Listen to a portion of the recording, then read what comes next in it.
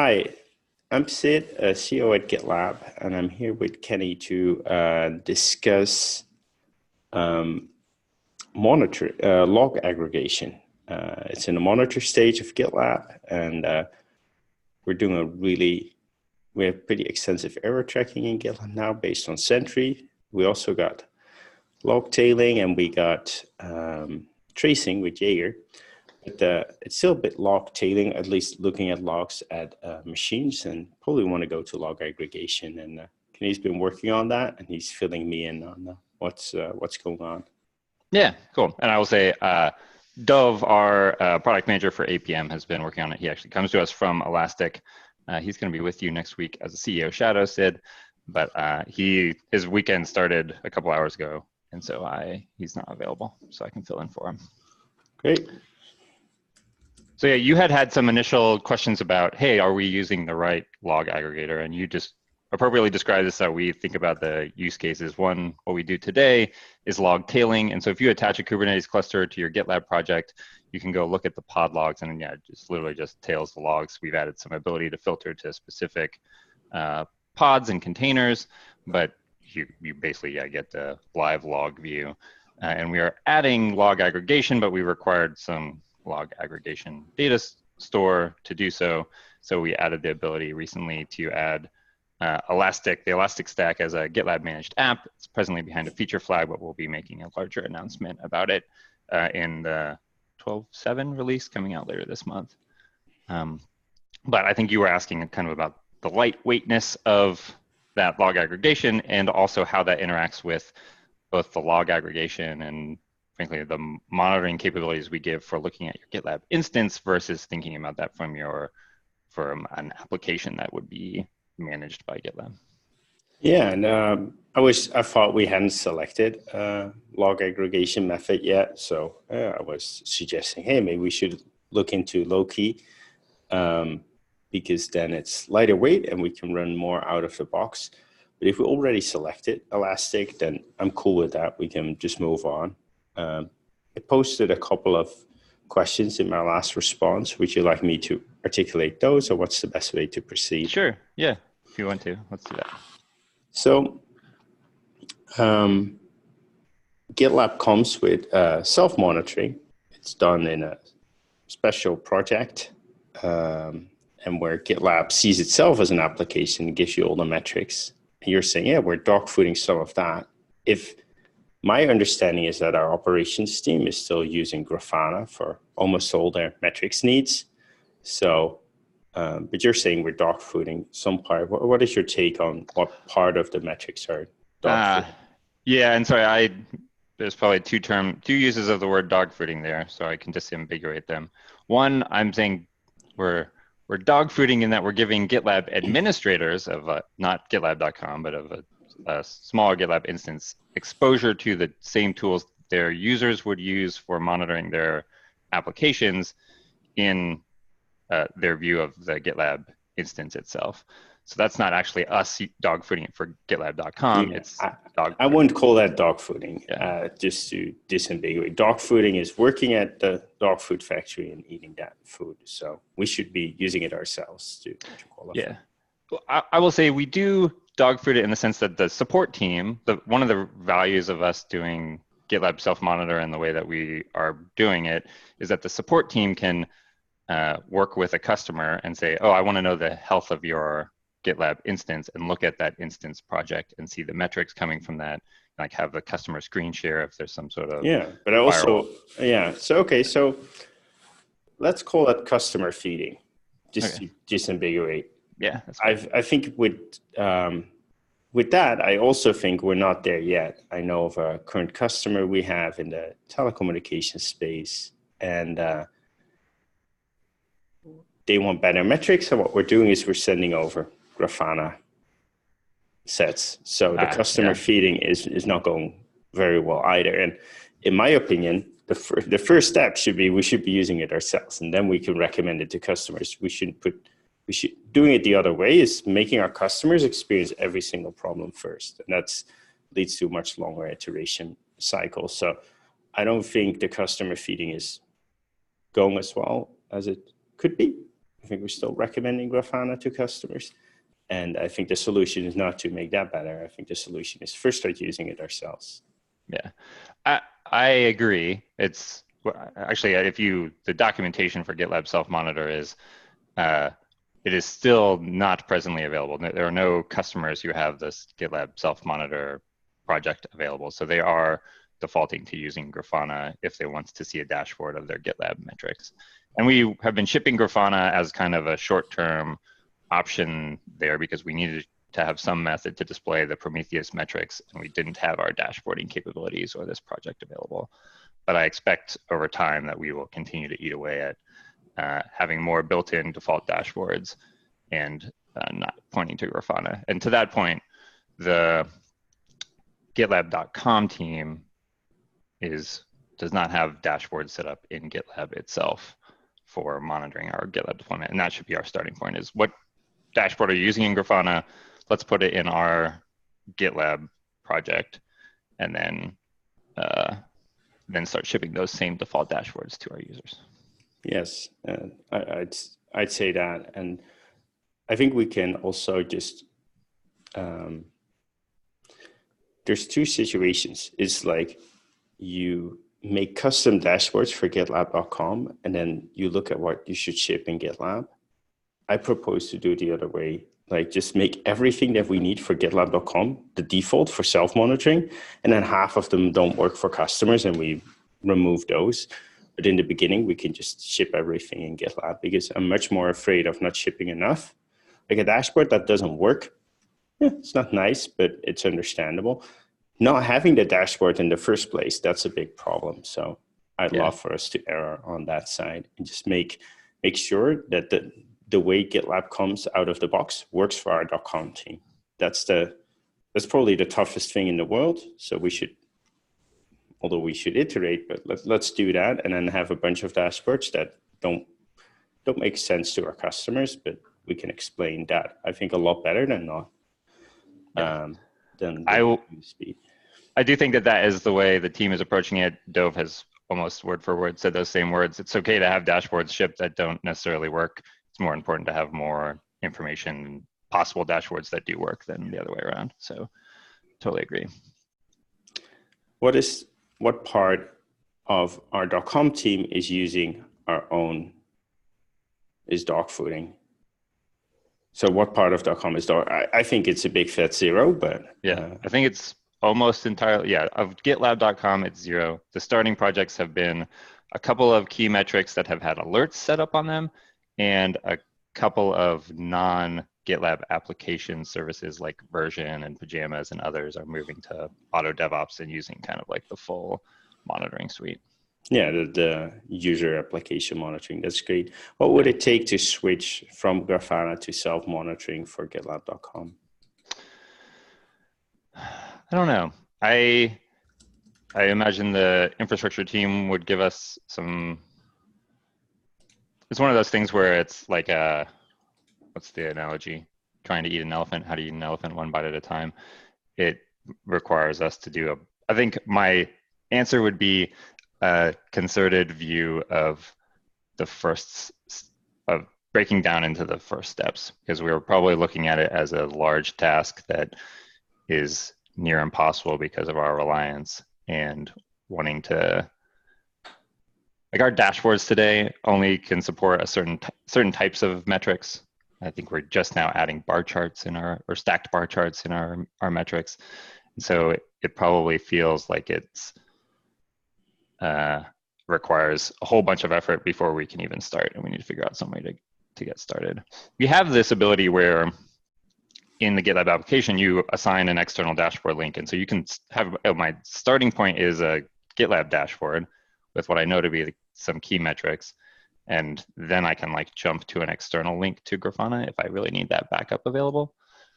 And so maybe it's just getting started there and finding more and more cases where, hey, it would have been great to have this dashboard and we can create it, or this metric view, and we can create it in GitLab. So let's create it in GitLab. Makes sense to me. Do you think this should be a focus of the team to get there?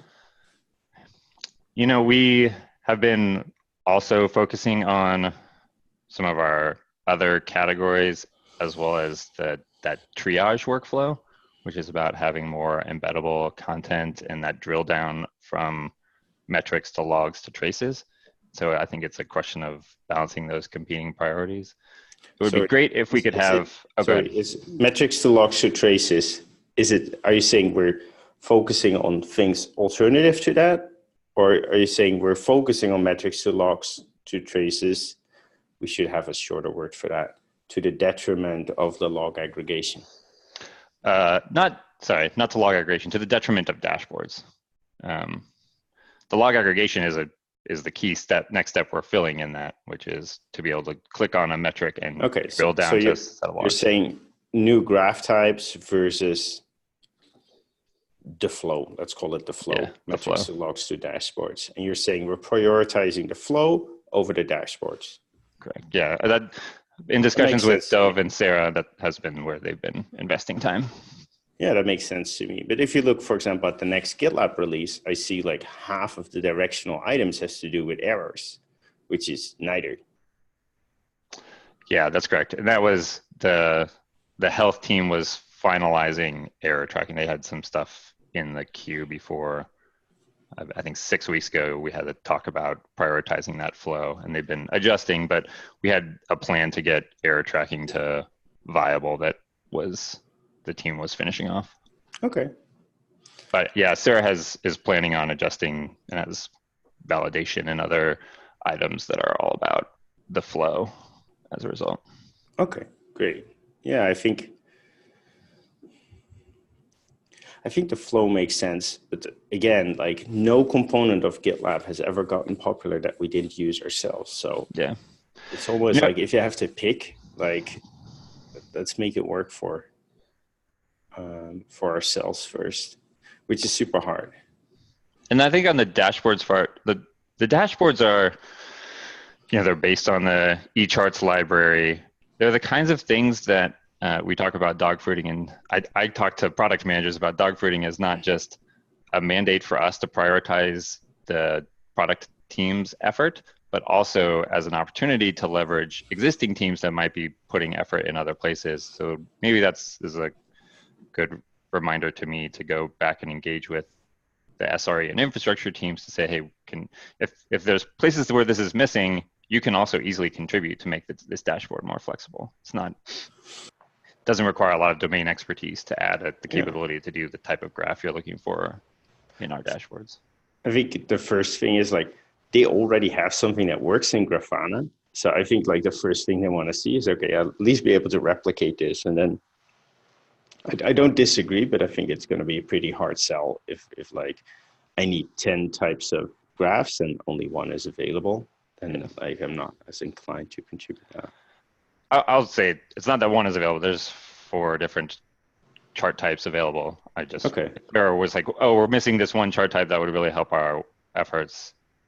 The infrastructure team is sophisticated enough that they could pretty easily contribute that new chart type.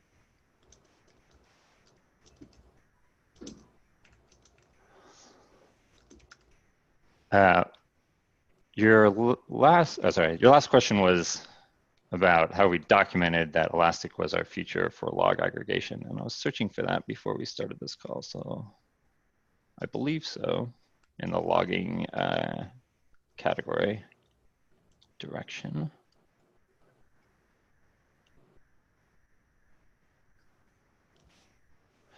Yeah, we talk about the next step being push button install of Elasticsearch on your cluster and facilitating aggregation. Put that in the chat, maybe? Yeah, here's the chat.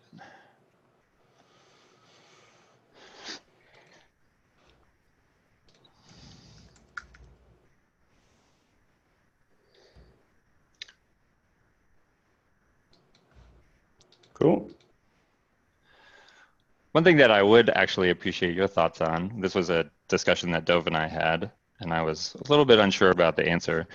You mentioned the log tailing experience that we have today. There's been some question about whether or not we should deprecate that current experience, which in favor of the log aggregation, kind of like Log Explorer. And part of that has been, well, you get the log tailing even if you don't install Elasticsearch on your cluster, right?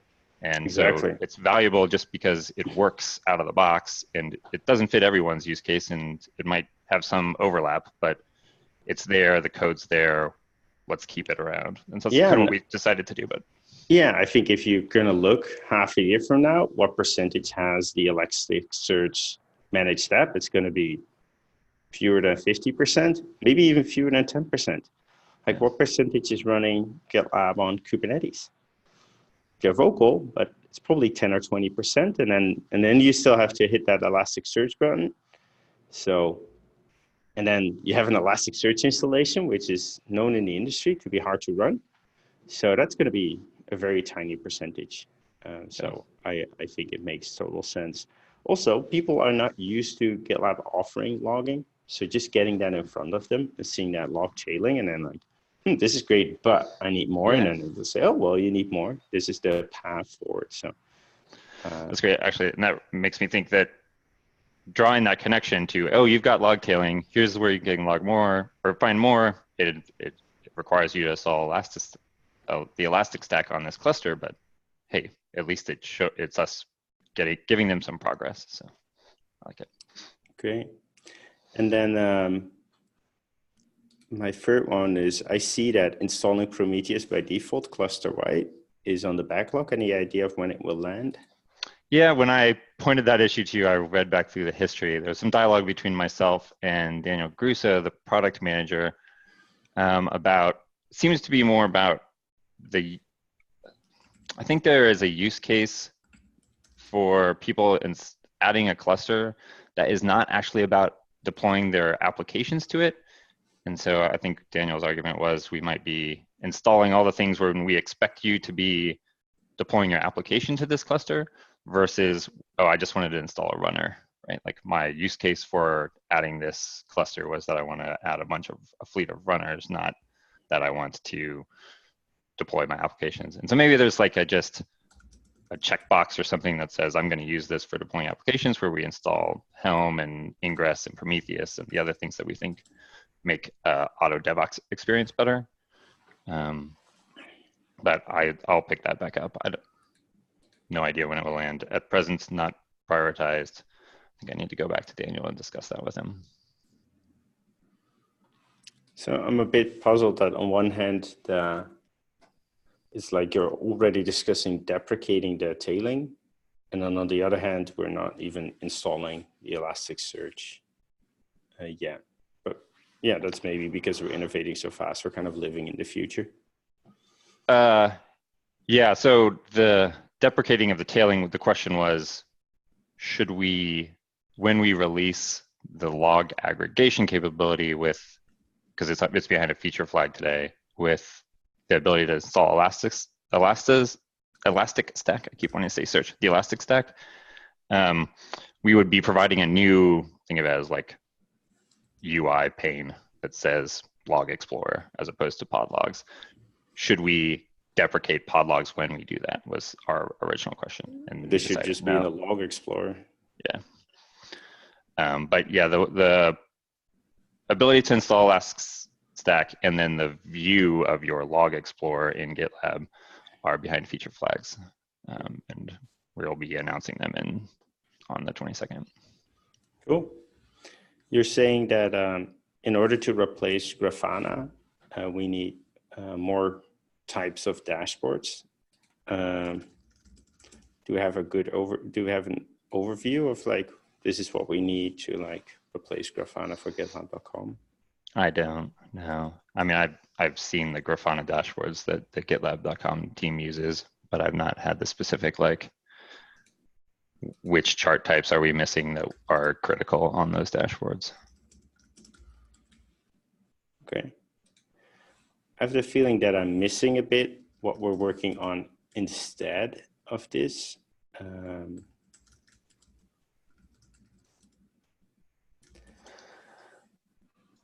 So the APM team, if they're not like working on dogfooding this and the new graph types, what is the priority? The APM team has been working on the logging. stuff in there. The plan is they've been working on moving logging from minimal to viable, and that's involved both the installing of Elasticstack and the Log Explorer view. And there's been a couple of other things in that epic that I can link here. And there actually have been a couple of adding new chart types over the last couple of releases by the APM team.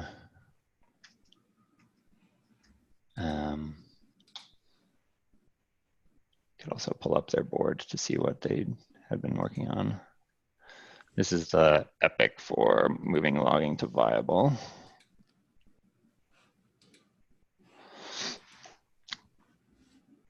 That has the log Explorer and deploying Elastic.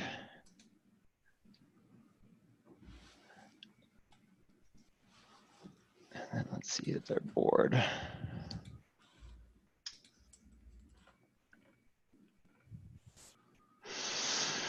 Oh, their board does not show the last releases.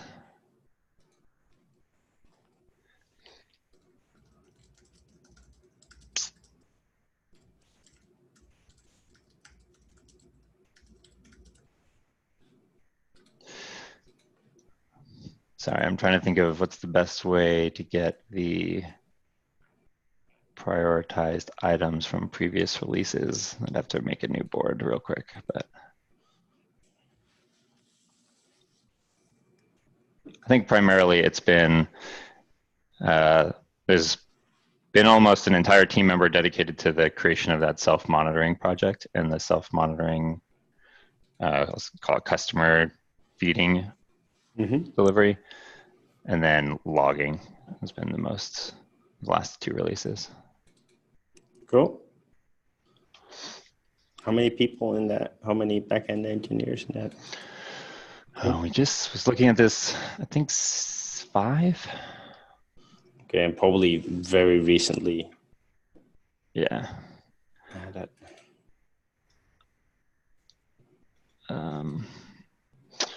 The ops team, I was looking at our FY20 planning. The APM team has 8. 1, 2, 3. Yeah, one of those is 1, 2, 3, 4, 5. Although this number says 8 with some TBDs, most TBHs. So I was looking at this page.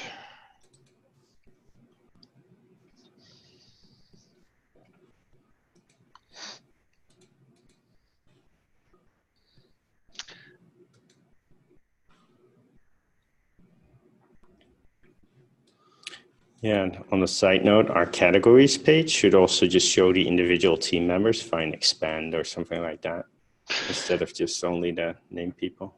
Yeah, I actually was working on that over the break. I was trying to figure out how to, there's a slide that every section leader presents in their group conversation where it says the team members with a little table, and I said we should just have that generated in the handbook somewhere. So exactly, on the categories page where you actually look for it.